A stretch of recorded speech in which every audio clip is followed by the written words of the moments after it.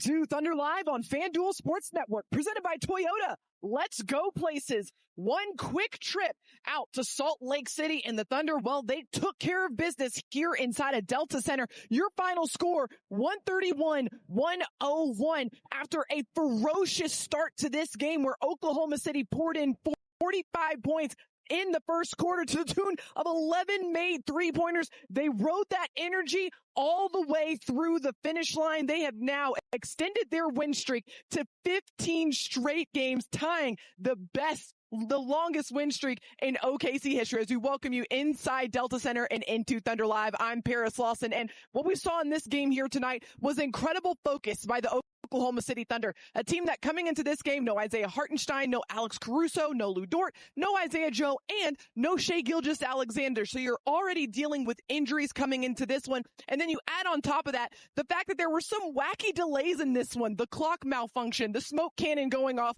behind the backboard, and yet we saw the Thunder with a very determined, very focused effort to not only just play to their system, but carry that out for a full 48 minutes and maintain what was an incredible lead, as many as 42 points in this game, to walk away with their 15th straight win. Incredible stuff from Oklahoma City. Let's bring in our good friends, Chris Fisher and Michael Cage, who are the voices on the call that we saw from everything on the court here tonight. Guys, what were your takeaways?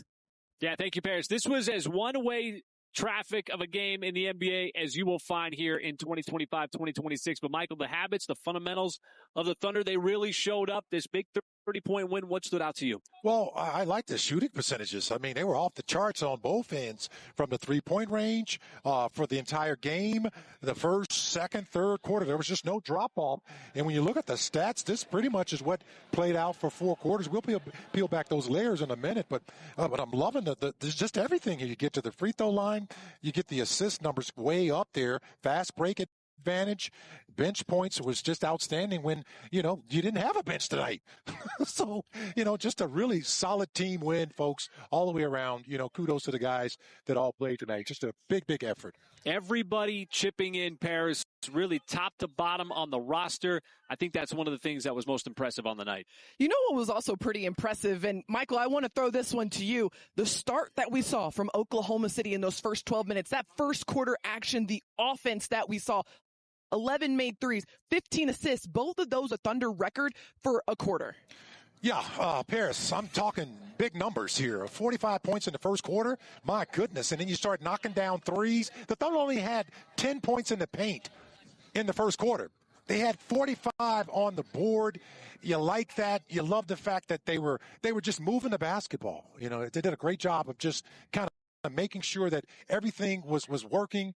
And when you look at that first quarter and you peel back, it's just going to come down to some of what we're just going to continue to show you, the three-point shot. Just, not just one guy, not just two guys. Everybody was chipping in off of this because the ball was moving. The assist was piling up, but it was mostly coming, Paris, from beyond that arc. And before you know it, the smoke had cleared in that first quarter. The Thunder had dropped 45 points and knocked down 11 threes. And as I mentioned earlier, only 10 points came from in the paint. So a lot of it, Paris, was just like what you're seeing, and everybody chipped in. Carlson was fantastic in that opening quarter. Yeah, Brendan Carlson with those 3 straight threes in the first quarter just to help ignite a lot of that offense. But a lot of that offense we saw was also due to some incredible ball movement that we saw from Oklahoma City. Fish, what did you make of the 32 assists that we saw in this game by the Thunder? Well, we know threes can be contagious, but so can ball movement. And as I was watching that highlight package, all I could look at was this beautiful passing by OKC that really got going early with those 15 assists in the first quarter, and just the unselfishness that we've seen from this team, passing up good shots for better shots. Then you get out on the fast break, you make the right play. That's just 2 really good passes. And J-Dub setting it up in transition for J-Will. The way that this team moves the basketball on a nightly basis, trying to get everybody involved, making the right reads, making the right decisions. I don't know if it gets much better than what we saw here tonight from top to bottom. Yeah, talk about playing to your identity regardless of who's out there on the floor. That's exactly what we saw from Oklahoma City, especially on the offensive end. Okay, now you wrap up a great business trip out in Salt Lake City. You get a chance to go back home, and when you do, you're going to face a Phoenix Suns team inside of Paycom Center on Wednesday. And this one, guys, it's the knockout round of the Emirates NBA Cup. Guys, what can we expect from that one? Well, it's interesting, Paris, because the Phoenix Suns were actually in OKC's group in the West. And the reason that they're playing the Suns is because the Thunder picked up a tough, hard-fought victory, Michael, at home. This was the last meeting. Remember, it took a wild finish for OKC to pull this game out. The Suns, they were very scrappy.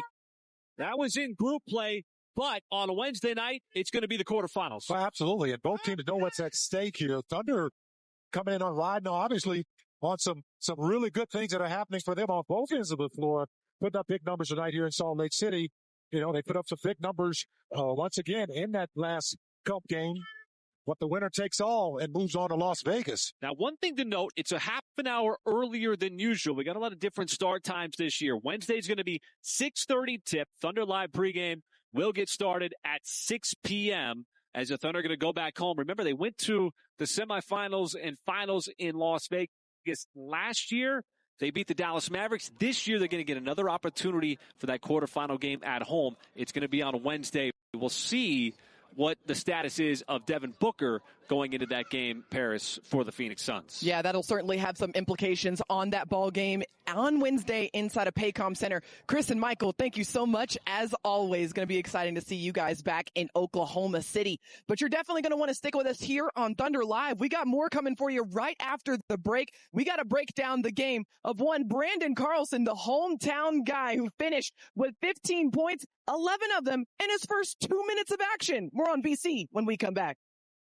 The Thunder, they took care of business here in Utah to the tune of a 30-point victory over the Jazz. And after the game, our very own Nick Gallo caught up with Utah native Brandon Carlson. Let's listen in.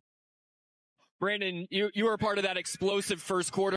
The ball was zipping around. Threes were raining in. What was working for you all as a team during that first quarter? I just think the way that we shared the ball, like you said, zipping it around, moving it, I think just created great looks for us. I think we had 15 assists or something like that in the first quarter. So I think that was just, a key part for our success that time. There were so many potential distractions tonight. The score was lopsided. At some point, you didn't even know what the time on the scoreboard was. What did this team do to just kind of cut through all the noise and the distractions? I think it's just sticking together. We know what our habits need to be, and I think that we are able to, just lock in on that throughout all the noise and the distractions and just able to focus on those.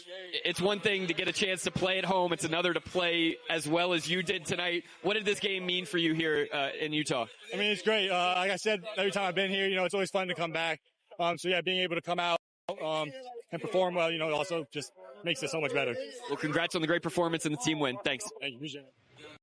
Brandon Carlson has a lot of great memories here inside of Delta Center, and now he can add another one to that list. He finished the night with 13 points, and that is why he is our forward player of the game. The best part about all of this is that 11 of those points came in his first 2 minutes of action. He started the game a perfect 4 for 4 from the field, including 3 straight three-pointers. I am talking an electric start, not just offensively, but you see him protecting the rim defensively as well. He is such a versatile threat for Oklahoma City on both ends of the floor, and playing without Isaiah Hartenstein, he got a lot of extended minutes in this one. All of these stats either matched or set a season high for the young man, Brandon Carlson, who grew up in South Jordan, Utah, just a 20-minute drive away from Delta Center. A lot of friends and family in the building. It certainly was a little bit louder in here every time Brandon Carlson knocked down a shot in this game. A lot of people in here rooting for him, and they got to see a great performance from Brandon in this game here tonight. Thunder head coach Mark Daigneault actually gave Brandon a lot of credit in the Thunder's last game against the Dallas Mavericks for his ability to come in and showcase a lot of readiness. He said you can not fake a level of preparedness that we saw from Brandon Carlson, and a lot of that had to do with his ability to get himself ready both in intensity workouts, high intensity workouts, also his individual work and time with the OKC Blue. All of that showing up massively in this game here against the Utah Jazz. Incredible stuff from Brandon Carlson. Very happy for him to have such a great performance in his hometown of Salt Lake City. All right, stick with us here on Thunder Live. We'll hear from Thunder head coach Mark Daigneault, his takeaways on tonight's win against the Jazz right after this. And all the right notes against the Utah Jazz here tonight, defeating Utah 131-101. Let's get you over to the press room so we can hear Thunder head coach Mark Daigneault postgame. Mark, what'd you make of the shot quality that you got from the very outset tonight, and just the way you guys, manufactured such good looks? Yeah, I thought great professionalism by the guys, especially to start the game. Both ends of the floor did a really good job defensively, making them earn everything, and then moved the ball really well, generated good shots. Obviously, we shot it well, but I thought, we created that to some extent with the ones we were getting. Yeah, and just the sheer volume of threes that you got as well. I mean, just from kind of an efficiency profile, why were you able to generate so many of those, high quality looks? A little bit of everything, I think. Some were in transition, some of them were advantages that we created and found those shots. So never go into the game predetermining what shots you're going to shoot. You just try to take the right ones that the defense gives you, and I thought for the most part tonight we did that. You mentioned the professionalism right off the top. How about during the course of the game where you have two massive delays, potential, distractions, and, what did you notice from the team in sort of in terms of just kind of blocking all that stuff out? Yeah, every game's different. Every challenge is different. We were at no disadvantage relative to Utah. Both teams had to deal with it, and so it becomes a challenge. And I thought the guys did a really good job coming out of the third. We ended up winning the third quarter, which is hard to do with a big lead. So, again, I thought the professionalism top to bottom tonight was really good. I know the G League has prepared you personally for a lot of things. Have you ever had to try to deal with a no game clock, no shot clock situation as a coach and make those decisions? Probably. But the guys did a great job. Shout out to Carlson, too. He was home. He changed the game. I thought we had a little bit of a lead when he went in there, and the game can go either way. When that's the case, and when your bench guys come in and extend it like that, it really sets a tone. And I thought, his little flow about the cohesion that he had with the guards, particularly, it seemed like he created so much separation on the pick and pops. What are you noticing there? Just because he hasn't gotten consistent reps with those guys in game. Yeah, I think he's a dual threat. He's a vertical spacer because he can roll. Get the dunk from AJ early. And he's also a floor spacer because of the shooting. So he's a really unique offensive skill set. He's a good rim protector. His fundamentals are coming around, strength's coming around. I was happy to see him play like that at home tonight. Just speaking of the versatility of your bigs, hit a play where Jay Will kind of cuts across the face of the lane and is able to twist back and get the pass to Chet diving on the baseline. I mean, what kind of luxury is that to have bigs that can play make and play on the move like that? Yeah, it's huge. And those guys are all skilled but in different ways, so they give us some diversity as well. So I thought, top to bottom tonight, the guys really showed, great team purpose, and it highlighted everybody's skill set. Yeah, and then just lastly, wanted to ask you about both Chet and Dub seem to find very complementary rhythm with one another, playing off of one another, and then just attacking in isolation when they had opportunities. What did you see? Yeah, they were good. Great balance. Dub was moving it early. I thought he had a lot to do with the ball movement early. He had a quick 5 assists or something like that. And I thought they were both, pretty decisive with the ball and kept things flowing and also found their spots. So they were really, really good tonight, obviously. Yeah, we talked about Brandon Carlson. Don't forget Jalen Williams and Chet Holmgren, each of those guys with 25 points in this ballgame, leading the Thunder in scoring. But it was a full team effort, as Coach Daigneault pointed out. This team showcased some great professionalism and great team purpose in the face of a lot of things that could have distracted you or potentially knocked you off course. They stayed lasered focused, and that's why we walked away with a 30-point victory here inside of Delta Center. Incredible stuff by Oklahoma City, now with 15 straight wins and now 23-1 on the season. The next challenge for Oklahoma City comes in the form of the Emirates NBA Cup. Their matchup on Wednesday against the Phoenix Suns will be the quarterfinals for the Emirates NBA Cup. And you see the bracket here. The Suns face the Thunder. The Spurs face the Lakers on the other end of that. If Oklahoma City advances, they'll face the winner of that game, and that game will be out in Las Vegas. On the East, you've got the Heat, the Magic, the Knicks, and the Raptors. A very interesting bracket here for the Emirates NBA Cup. Should be a good one on Wednesday as the Thunder square off against the Phoenix Suns.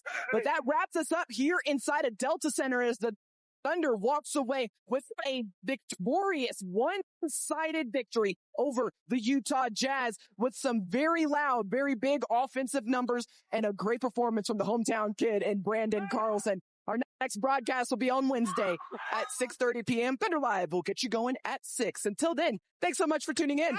Have a great night.